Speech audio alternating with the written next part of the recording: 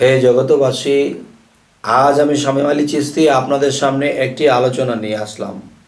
সে আলোচনাটি হলো যে সর্ব অঙ্গ মায়ের মতো, বিয়ে করেছো কার মতো। হে জগতবাসী, জানি না এই আলোচনাটি আপনাদের সামনে কি একটু সাজিয়ে গুছিয়ে বলতে পারবো কিনা, তবে আমার মুর্শিদ আমার আল্লাহ যদি আমার দিকে একটু সুনজর করে তাহলে এই কথাগুলো একটু সুন্দর করে বলতে পারবো।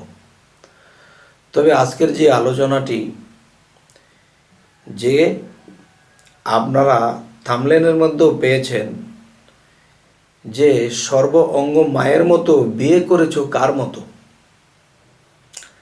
দেখেন, একটা মেয়ে মানুষ কিন্তু অনেক রূপে রূপান্তর হয়। যেমন একজন মেয়ে মানুষ সে আমার বোন, একজন মেয়ে মানুষ সে আমার মা, একজন মেয়ে মানুষ সে আমার চাচি, খালা, ফুপু। তাহলে দেখা যায় যে তারা কিন্তু একটা চরিত্র নিয়ে আমার কাছে আছে। কিরকম? যে আমার চাচি সে চাচি, যে আমার বোন তো বোনই, যে আমার শাশুড়ি সে তো শাশুড়ি। তাহলে জনপ্রতি একটা করে চরিত্র আমার কাছে হয়ে গেছে। চাচিকে কখনো নিজের স্ত্রী রূপে দেখা যাবে না, বোনকে কখনো স্ত্রী রূপে দেখা যাবে না, নিজের মেয়েকে কখনো ওরকম রূপে দেখা যাবে না। তাহলে বোঝা গেল যার যে চরিত্র আমার সাথে একই চরিত্র সারা জীবন যতদিন বেঁচে থাকি। কিন্তু স্ত্রীর চরিত্র একজন স্বামীর কাছে কয়েক প্রকারের চরিত্র, কয়েক প্রকারের ধরন। কেমন? যেমন আমার স্ত্রী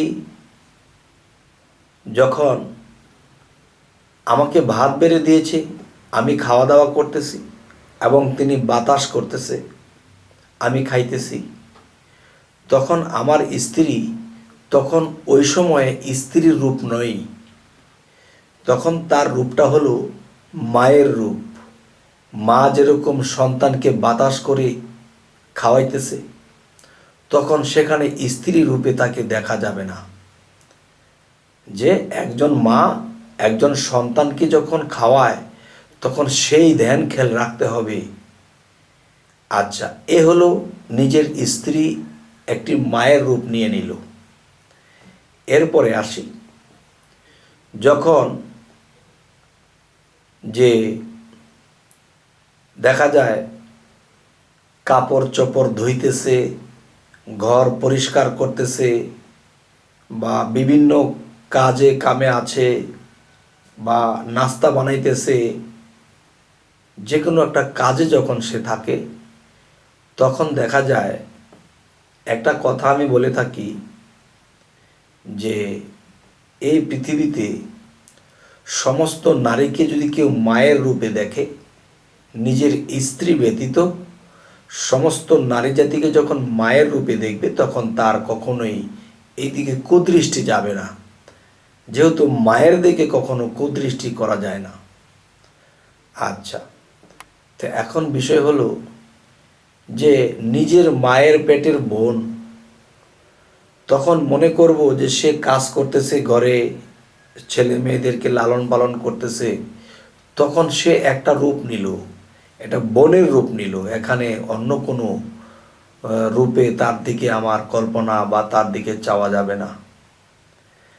আচ্ছা, যখন সে একনিষ্ঠভাবে আমাকে হাত দুটো ধরে বলতেছে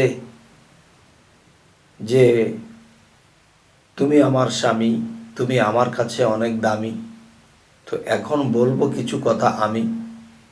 সেটি হলো যে আমার জন্যে তুমি এই জিনিসটা কিনে এনো, আমার জন্য তুমি এই জিনিসটা এনে দিও। তখন এখানে স্বামী স্ত্রীর মহব্বতে একজন আরেকজনের দিকে তাকানো হচ্ছে, এবং দেখা যায় যে স্ত্রীর রূপটা কখন আসে, যখন দেখা যায় যে নিজের একই ঘরে বাসস্থান, একই ঘরে শোয়া ওঠা বসা, তখন স্বামী স্ত্রীর যে রূপ তাদের মধ্যে এসে যাবে, সেই কল্পনা, সেই ধ্যান ধারণাটা এসে যাবে।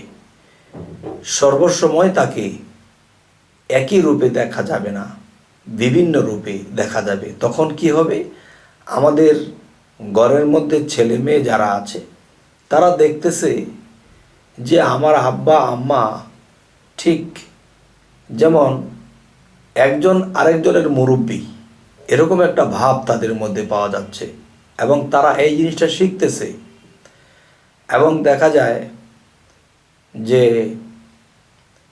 যখন তিনি ঘরে গোছানো কাজ করতেছে, এটা সেটা করতেছে, তখন দেখতেছে ছেলেমেয়েরা যে আমার মা এবং বাবা এই দুজনের মধ্যে এমন একটা সম্পর্কের মতো দেখা যাচ্ছে যে তাদের মধ্যে কত একটা আদব, একজনকে একজন যে আদবের সাথে ডাকে এবং বলে, তখন মনে হয় যে তারা খুবই এক মায়ের পেটের ভাই বোনের মতো, কত মহব্বত। কিন্তু দেখা যায় অন্য অন্য সময়ে পিতামাতা যদি একই রুমে থাকে তখন তাদের চরিত্রটা আরেক রকম হয়, মধুর হয়। তো এই জিনিসগুলো যখন একটা ফ্যামিলির মানুষ, বাচ্চা কাচ্চারা দেখে বড় হবে, তাদের মধ্যে এই জিনিসগুলো গড়ে উঠবে। যাই হোক, আজকের যে আলোচনার মধ্যে যে মূল আলোচনাটাই রয়ে গেছে, সেই মূল আলোচনাটা কি? সেই মূল আলোচনাটা হলো যে সর্ব অঙ্গ মায়ের মতো, বিয়ে করলা কার মতো। তো এই কথাটা যদি আমি বলতে যাই, যে জানলে কথাটা সামান্য, আর না জানলে অনেক কিছু। দেখবেন এই পৃথিবীতে যত নারী জাতি আছে, কারোর সাথে কারোর চেহারার মিল নেই, কারোর সাথে কথার মিল নেই, ভাষার মিল নেই, পছন্দের মিল নেই, কণ্ঠস্বরের মিল নেই, সম্পূর্ণই আলাদা আলাদা।